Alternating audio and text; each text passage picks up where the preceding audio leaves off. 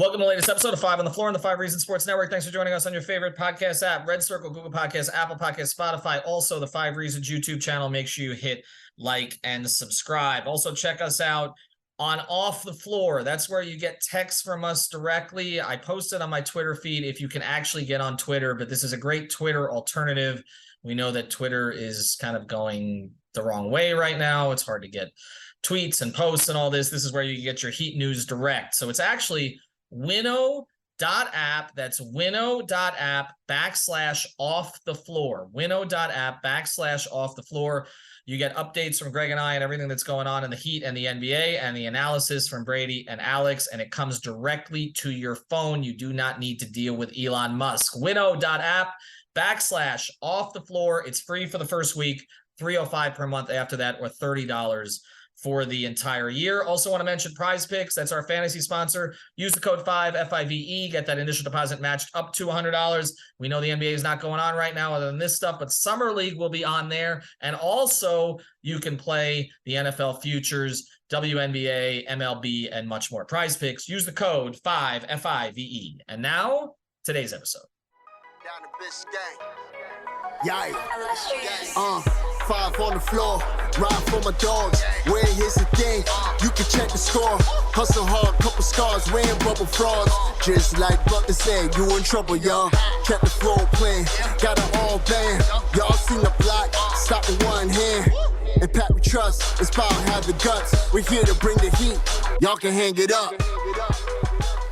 Welcome to 5 on the Floor, a daily insider show on the Miami Heat and the NBA, featuring Ethan Skolnick, Greg Sylvander, and Alex Toledo, plus others from the 5 Reasons Sports Network.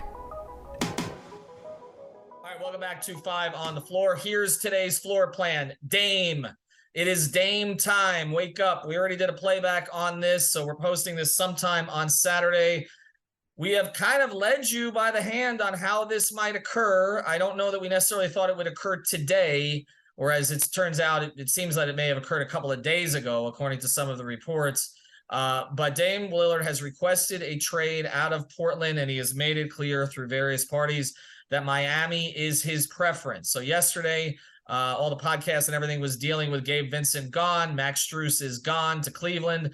The assets that were coming back, the trade, well, in the case of Strus, the asset that was being passed on to Oklahoma City, along with another second-round pick, 2 second-round picks, being passed along to unload Victor Oladipo's contract, which is not official, by the way, as we speak, but is something that we still think is going to happen. And some of the other things that have been occurring, obviously, in free agency throughout the league.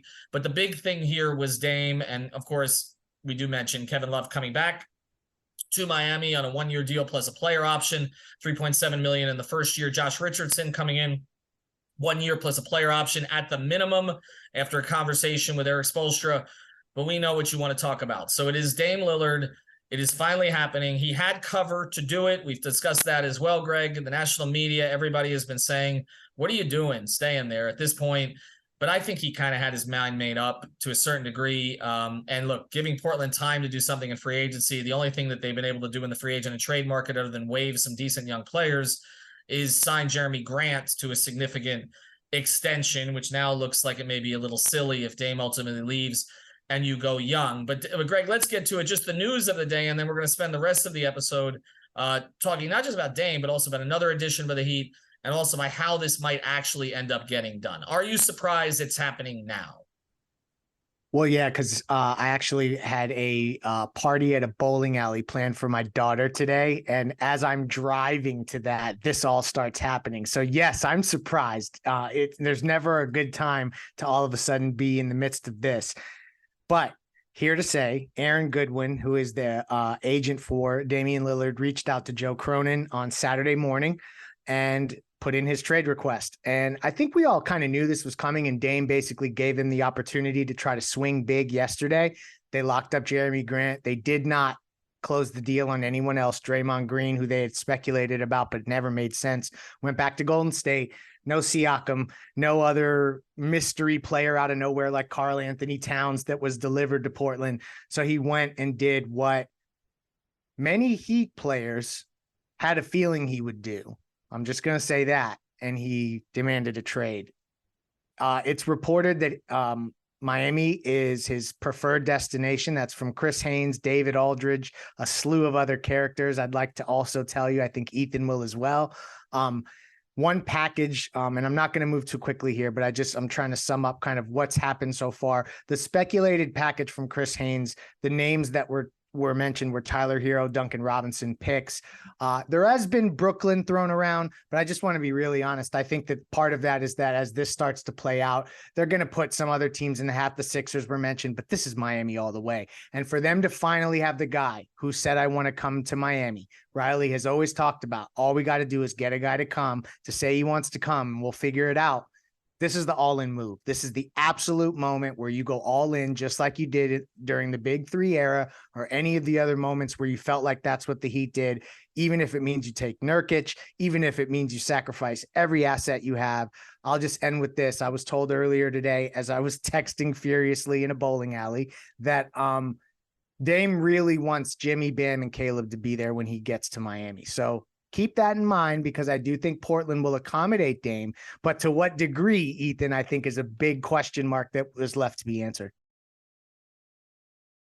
No doubt. And I think when we look at the situation, we've said again from the beginning, if there was one guy that was worth going for and waiting out, this was the player. That this is the guy who fits the best with Bam and Jimmy. This is not new news here, but also that both players wanted him. And, that matters a lot, because you have your two best players aligned on the best possible guy to bring in. We know the friendship between Bam and Dame, but also the Jimmy part matters a lot to me. And well, not to me, but in this situation, because Jimmy is not the easiest guy to play with. And you have to be of a certain mentality to be able to work with him on a daily basis. And I know we talked a little bit about this with Donovan Mitchell, and Donovan denied it, but I can just say this pretty flatly. I've never heard a single thing. And we did hear things when it came to Donovan Mitchell, even if he denied it. We have not heard a single thing about Dame Lillard being in any way concerned about dealing with Jimmy Butler on a day-to-day basis. They are the same in a lot of different ways. Now, we can talk about how Jimmy ran from the grind. No, he ran from bad situations. He ran from a bad situation in Minnesota, Chicago at the end. Philly, maybe not necessarily a terrible situation, but we know the history of that franchise. And all the things that they've screwed up over the years, and he didn't feel that they handled his contract extension properly. They are meant to play together. And here's the other part about this, Brady, and we'll get to some of the specifics of all this and how it's going to look on the court. But just, again, Jimmy Butler winning a championship with Dame Lillard is not going to diminish Jimmy Butler winning a championship. And Dame Lillard joining the Miami Heat to play with Dame Lillard, to play with Jimmy Butler and Bam Adebayo is not going to diminish Dame's career. This thing is completely and 100% aligned. I think even more so than the Big Three was, where there was a perception out there to a certain degree that LeBron, at least for those who didn't like LeBron nationally, well, he had to join Dwayne, who'd won already. Or then it kind of got flipped into, well, Dwayne's never won without LeBron or without Shaq. There was some of that stuff, right? There's none of that with this, I don't believe.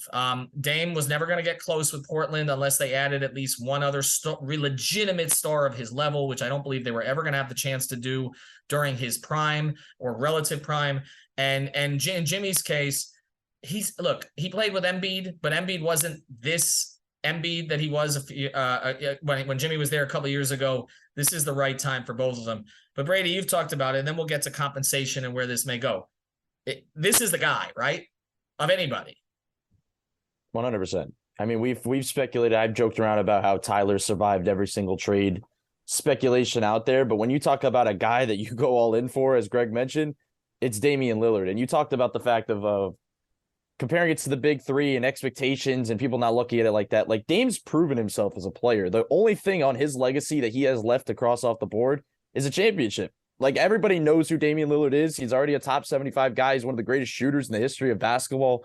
Like, there's already the legacy is already there for him. It's just one more step. And like you said about the national media side of things, nobody's looking at it like previous things like Kevin Durant going to the Warriors or anything like that just because his team went to the finals. Like, this is not that. This is far from that, because this is a team that is, as we've been talking about, not going to be in contending stages whatsoever. It's just good to finally see that both sides are come to a realization. God, But it's also funny. The difference, I guess, is we're still talking about I know the big three was the little 12. You still have to fill in that little 12 for this team because it's a bunch of minimums you're filling in and the amount of guys you're sending out. And I think it's interesting when Greg was talking about the Caleb being a part of that, because Dame's really been an advocate for Caleb, like over time. Like even if you look stuff up in the past, like he has praised him a ton. I think even as soon as this past run, I think he did an interview with somebody, I can't even remember, but he was like saying Miami wouldn't have been there if it wasn't for Caleb Martin. And he was very, he just praised him a ton. So I think that would be interesting. And his talk, was talking about Damian Lillard as a player. We know what he is. We know what he could do with Bam. We know what he could do with Jimmy. We know that they can mesh. But defensively, you're going to need somebody to cover up for him a little bit and do certain things and probably guard opposing point guards. It's another reason why it would be good to keep Caleb Martin around in a potential deal. So that's the part that'll be interesting. I think we've talked about the hypothetical situation on the court of Damian Lillard enough where we're kind of just like immune to it. But like we can't just skip past the fact that Damian Lillard, Jimmy Butler, and Bam Adebayo would hypothetically be on the same team. Like that is a very strong core that I think we're like immune to at this point because we've talked about it for so long. But it's the guy to kind of in terms of being on Jimmy's same wavelength, it's the guy that could carry him through a regular season. Like it's a guy that's not going to land them in a play-in. It's a guy that can get them over the hump in the regular season while also being a playoff killer that's done stuff in big games and big moments. It just feels like the perfect match, especially with the fact that he's calling out Miami. It's the best fitting big three, in my view, since if it happens again. Alex will get mad at me for jinxing this, but it's the best fitting big three since the 2008 champion Celtics big three. And I know we don't like to talk about that team, but those three guys at the point that they were in their particular careers, and the fact that you had a defensive anchor in Garnett, and then, and you had guys who did not occupy the same spots on the floor, a guy in Ray who was an off the ball wizard, as we know, and Paul Pierce, for whatever it is that we say about Paul Pierce, was still an elite scorer at that point, working the mid-range and various other spots. LeBron and Dwayne occupied the same spots on the floor. They'd had the same roles on their teams. It took a little bit of time for it to come together. Then you look at some of the other big threes. Yes, Durant, Curry, if you want to call it Durant, Curry, Clay, that team was so stacked. I don't even call it a big three because there were so many pieces to that. Phoenix right now, people are talking about that. I call it the emo big three, or the emo three. But KD, Beal, Booker, Durant at this stage is probably the best defender of the three, but there's not a defensive anchor in that group. Look, if we talk, Greg, about Dame and the problems that Dame has had defensively, which some of them may be just caused by kind of the situation in Portland, but some of them he may have declined as a defender. He was never an elite defender to begin with. But Jimmy and Bam cover all that up, and the system covers all that up. Yeah. And Dame also provides the buffer between Jimmy and Bam on the offensive end. Yeah. That better than anybody else in the NBA. You want a guy who can space the floor? Get a guy shoot who from can half shoot court. From 40 feet. Sorry, I don't mean to take it out of your take the words out of your mouth. You're so right. Like it's like a perfect glove. Shout out to Gary Payton. And I'm just interested, I guess, at what the package ends up being. Because I do want to say this, like, and we're not going to get caught up here and y'all can come scream at me after listening, but whatever. Like, if you do lose Duncan Robinson in this trade and Max Strus has left too, like we need more shooters. And we haven't talked about Thomas Bryant yet, and we'll get there as a player that's also been added to Josh Richardson and such. So I do think that there's more pieces that need to come. I think vet minimum guys are going to be big. But just you're waxing poetic about the fit. And also, I think we should acknowledge this. We love Jimmy, and Jimmy has ascended to a level in this organization that I don't think any of us thought he would ever reach. Dame Lillard is the biggest name that they've brought here since LeBron James in 2010. Like, it is like, we talk about stars and then we talk about mega stars. Dame Lillard is a mega star. And he's so I just think Hall of Famer, is he not? Yes, he is. He's a top 75 player. There is no doubt. And so I just think, the dude scored 70 in a game last year. So it's everything the Heat needed wrapped in one player. And we're going to get to the other moves and stuff later in the minutia of it all. But man, for him to just signal Miami so strongly, I'll just say this, the Heat got to get this damn deal done.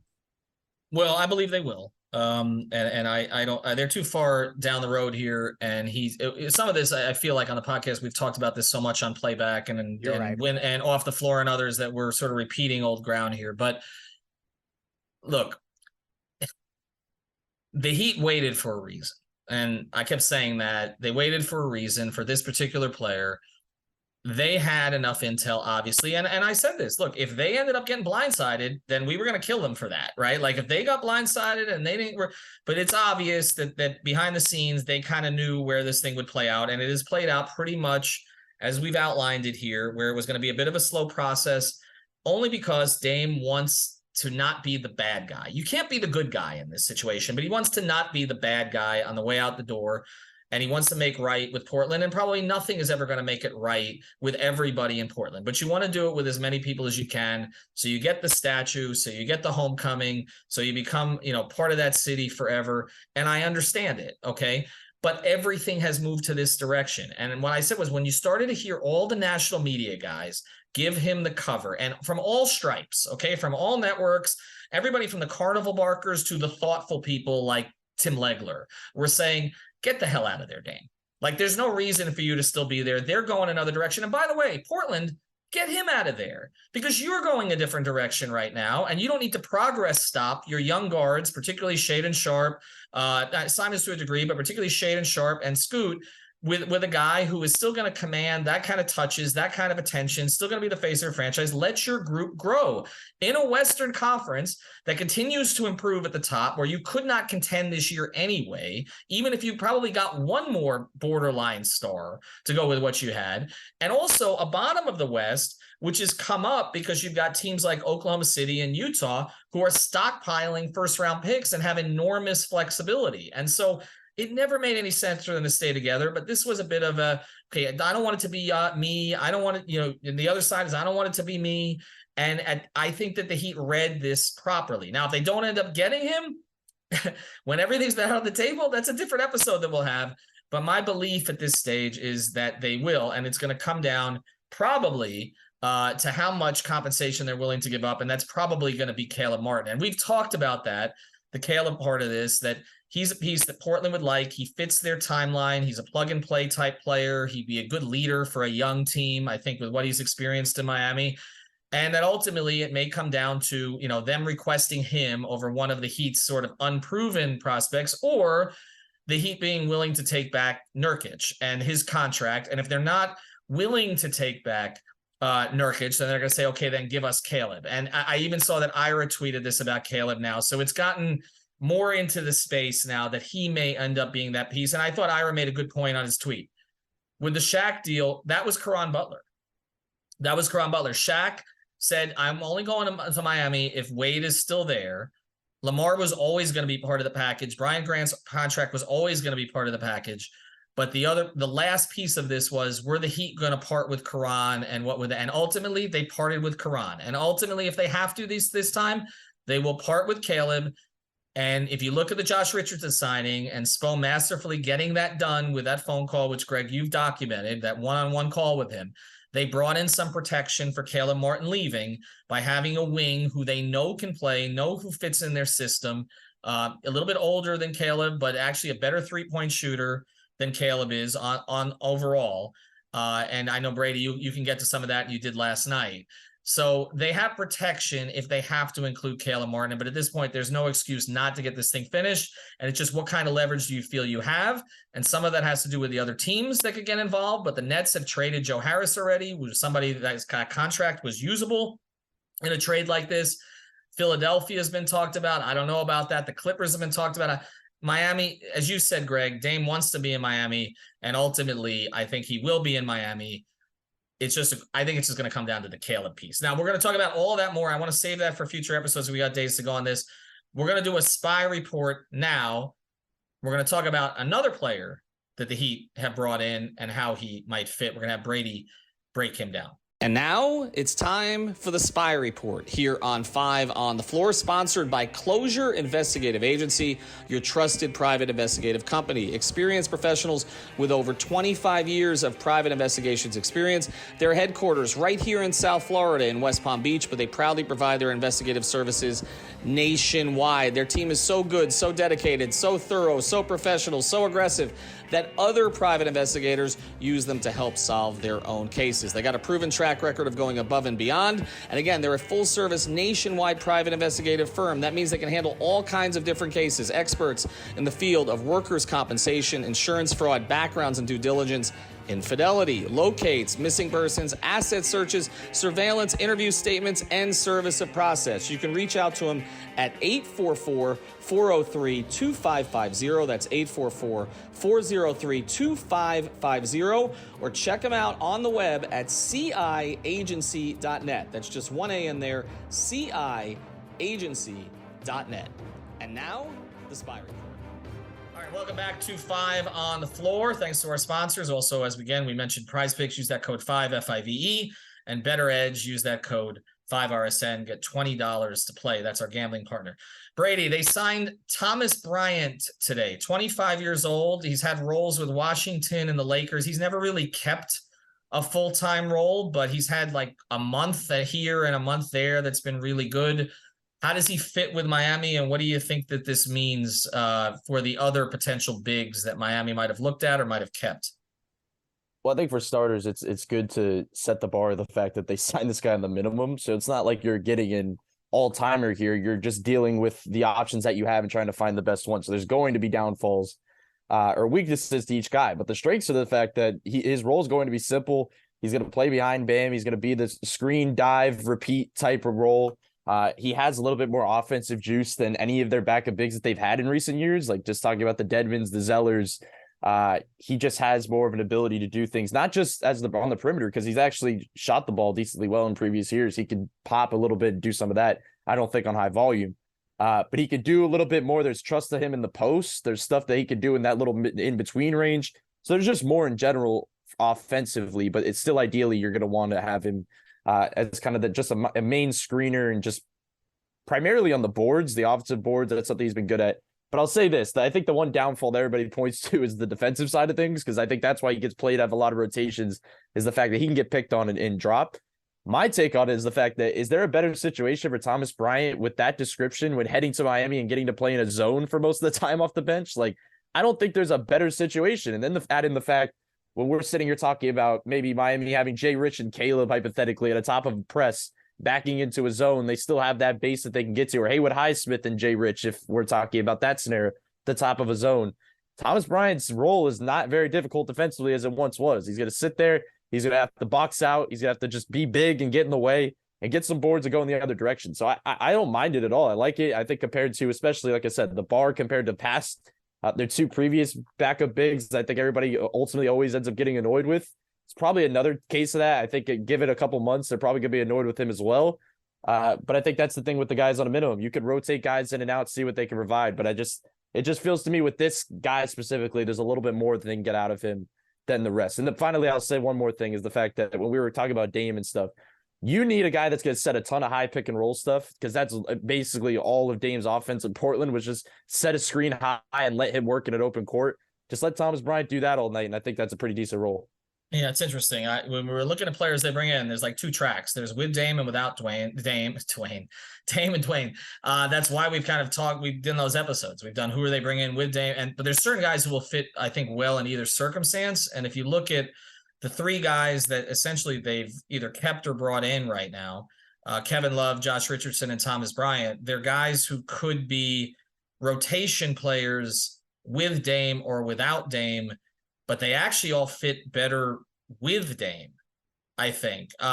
Even Kevin Love, I think, fits better with Dame. And now you have Kevin Love coming back, who provides some of that Udonis Haslem voice in that locker room if Kyle Lowry is traded. So you take another veteran out of that room, in addition to having already taken Udonis out of that room with him finally retiring. And now you have a guy who you trust to kind of impart stuff to the other younger players that you may have to play now, or your minimum guys in a guy like Kevin Love. And I think Jovic is going to be in this trade, but if he's not, then having him learn from Kevin Love for another season would be ideal also. So I think that either way, these were good signings. Greg, you like this signing? And again, we're not going to get a whole bunch into the Dame packages here because I want to save that for a separate episode. This was kind of, you mentioned you were supposed to be at a birthday party with a daughter. I was supposed to be on the water with my daughter today too. So this is sorry, just a little bit of inside baseball here. Did I not, Brady, text you that I'd be out from between 1 and 2? It's so funny. I knew I was going to report the Dame trade immediately. I was like, it's happening today. Literally 1 to 2. We were waiting to go over to the dock and to go out of the water today, my daughter and I on a Saturday. And then it started to rain, but literally at the same time we're at lunch and that report comes in, they asked for the trade and she looks at me and goes, Dame stuff? And I said, yes, we're going home. So that's exactly how this stuff happens. My son was like, oh, that guy who scored 70? I said, yeah, that guy. He goes, that one's, and where's the number 0? So they'll have to fight over it, him and Josh Richardson. I have a feeling Josh will lose that if Dame comes. But Greg, just close the loop on this, on the Thomas Bryant signing. And again, we'll do another episode, I'm sure over the weekend. Absolutely. So I just wanted to sneak in that the fact that they're getting minimum guys, particularly ones that are not super, super old. Thomas Bryant has still got some upside there. I just want to point out that he had a month, and I'm going back through here.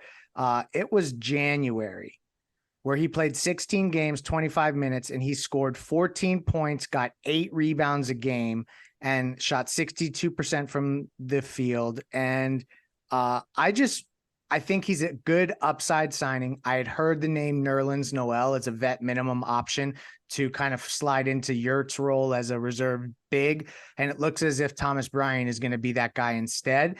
And I like that option better. I mean, I think that he proved more functional. I thought when I was watching the finals and they were warming up, when Thomas Bryant was warming up and he was like a bench warmer for Denver, I thought to myself, man, they are deep as hell. And I think that just will show itself in Miami. I think he'll have a productive season as a Heat player. Final thing here, and we thank our sponsors, Closure Investigative Agency, Prize Picks, Better Edge, for this episode. This comes in from Barry Jackson, and I agree with this one. Heat has gotten deals done with 3 rotation players in the past 20 hours, Love, Jay Rich, and Thomas Bryant. Somehow paired $600,000 from their payroll before they started. Andy Ellisberg is a magician. And then he says with Riley, Simon, etc., also getting things done. I've said this for a while, and he'll probably get embarrassed if he hears this, but honestly, honestly, I don't want to be. Look, Eric obviously is up there. Pat is up there. If there's one person in this organization they really can't lose, it's probably Andy. It's probably Andy. All right. Thanks to Greg. Thanks to Brady. Alex will be back on future episodes. Thanks everybody for joining us for playback. We have more than 800 over the past couple of days. And I'm actually going to start bringing on some national media guys to join us there over the next week or so. So we're building out that platform. Screw Twitter. Get off the floor. $3.05 a month. We don't shut it down just because we're a megalomaniac. Have a good one. Sports Network.